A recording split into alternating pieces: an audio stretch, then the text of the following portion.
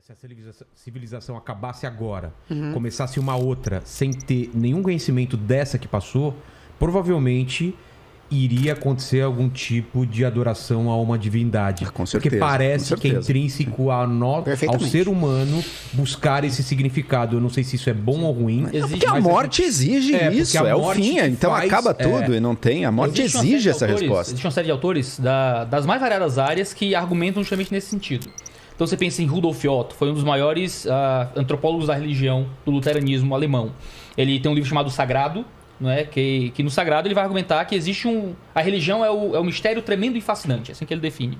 De que existe um senso que parece que é natural ao ser humano de estar diante de algo que é misterioso, que a gente não consegue decifrar. Por isso que o agnosticismo, o Joel diz que parece que o agnosticismo está mais distante da religião do que o ateísmo, né? Digamos assim.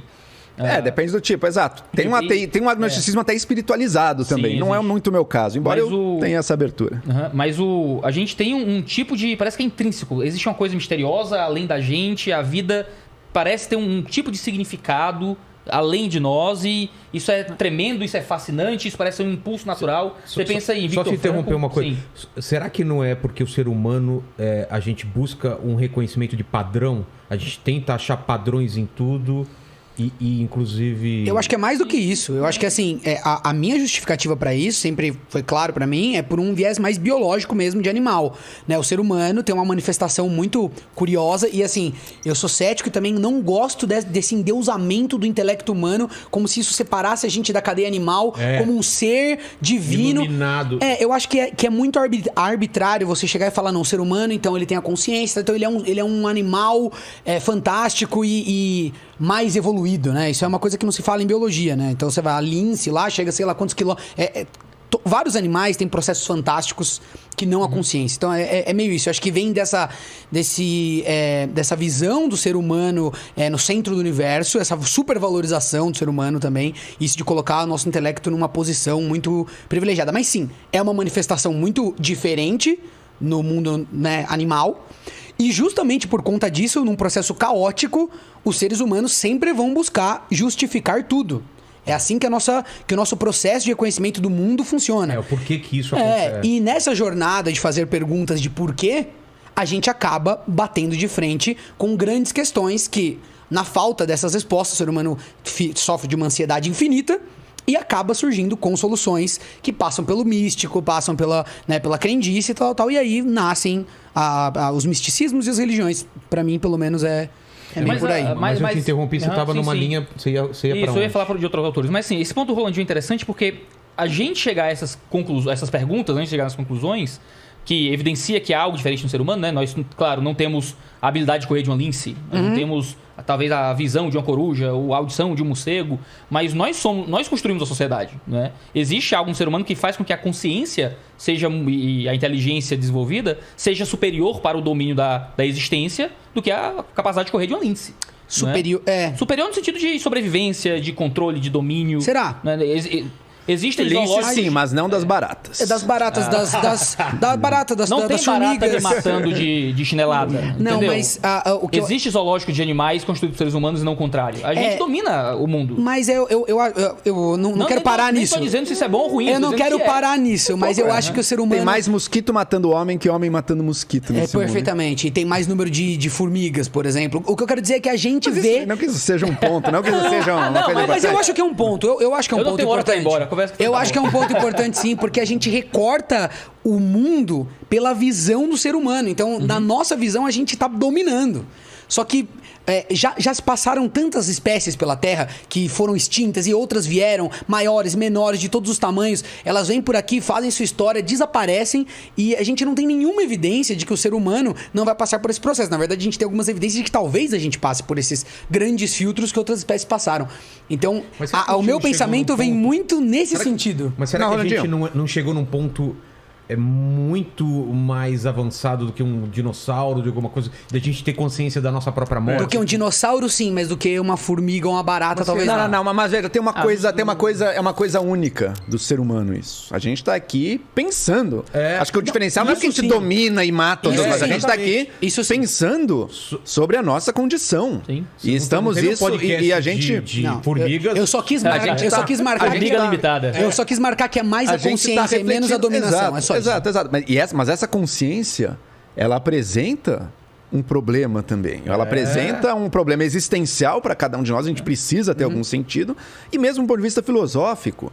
Quer dizer, então o universo é um tipo de lugar no qual consciências existem. Não é só... Podia ser só pedras rolando por aí. Ninguém nunca ia pensar sobre absolutamente nada. Não haveria pensamento, não haveria nada. Não, existe. Existe pensamento no universo. Isso nos faz refletir que talvez a estrutura do universo seja um pouco mais complexa do que só corpos se batendo uns nos outros. Não estou dizendo que leva a essa certeza, estou dizendo que levanta essa possibilidade. Ou seja, ela nos coloca no limiar de reconhecer um grande mistério no cerne da existência do universo, em primeiro lugar, mas do ser humano também. E essa consciência, e termos uma consciência, se torna por si só um problema filosófico. Como é que a gente chega de uma criação do nada, né, de uma existência que vem do nada? Existe um infinito passado, digamos assim, onde tudo existia ali, então o universo vem a existir.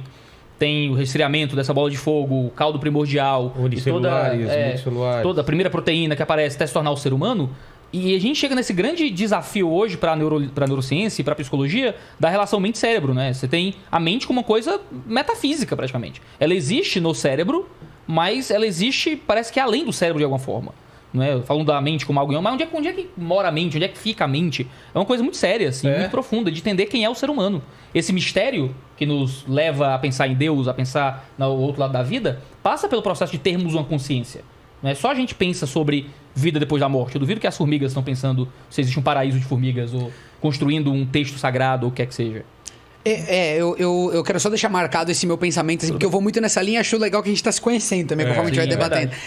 Eu entendo tudo isso e não estou diminuindo o valor da consciência. Eu acho que é singular, acho que é fantástico. É uma manifestação fantástica.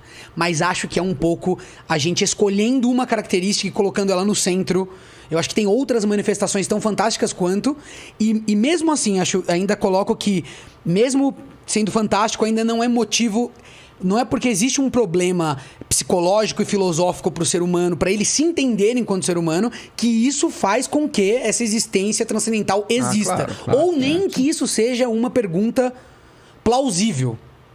Ela é só uma pergunta plausível de dentro para fora, não de fora para dentro. De fora para dentro é engraçado, né? Quando você olha de fora para dentro, você estuda o cérebro humano, você mexe no cérebro, você produz certos efeitos mentais naquele indivíduo. A nossa tecnologia está evoluindo. A gente não é capaz hoje em dia de escolher. Quero botar esta ideia específica na cabeça de alguém. Mas eu não duvido que a gente ainda vai ser capaz de fazer isso. Em toda a sua capacidade, em tudo que é possível de ocorrer na mente, no espírito, na alma da pessoa, seja capaz de manipulação física. Porque, pelo menos olhando de fora, parece muito que a mente é um produto do cérebro. Eu também acho. Não é algo que exista... talvez não seja a mesma coisa, não é fora, e não é algo que se comporte fora das leis da física que estão regendo o cérebro ali. Agora, de dentro para fora, as duas coisas parecem inconciliáveis. Porque, por exemplo, a minha experiência de estar aqui falando com vocês, ela não é a mesma coisa que um neurônio que está se ativando quando eu estou aqui. São coisas, assim, categoricamente diferentes. A sensação de um gosto é uma coisa, o neurônio dando a sinapse, que provavelmente está produzindo esse gosto, é outra. São duas coisas que ocupam, assim, categorias de ser e de existência muito diferentes. Talvez, e aqui meu lado mais ateu talvez esteja falando, talvez seja só uma incapacidade. Tá, por que cria esse problema, esse dualismo? A gente é levado a um dualismo. Uma coisa sou eu, esse meu pensamento, outra coisa é o cérebro. Talvez a mente humana seja incapaz de entender essa conexão. Da mesma forma que o celular não tira a fotinho do QR Code na própria tela do celular, sabe? Mas o meu ponto é que as evidências não apontam para isso. Talvez seja... As evidências, quando a gente estuda de fora, parece que é muito simples, né? Parece que, olha, a mente é um produto do cérebro. Mexe aqui, vai ali. Hoje em dia, a cientista já prevê a sua escolha antes de você estar consciente dela. É que parece que tem uma coisa além disso, né?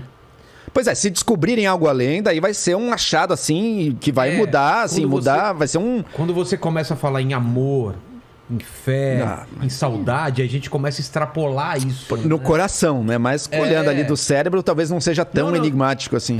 Talvez não seja. Talvez seja possível. Ainda é razoavelmente enigmático. Ainda não tá tudo resolvido.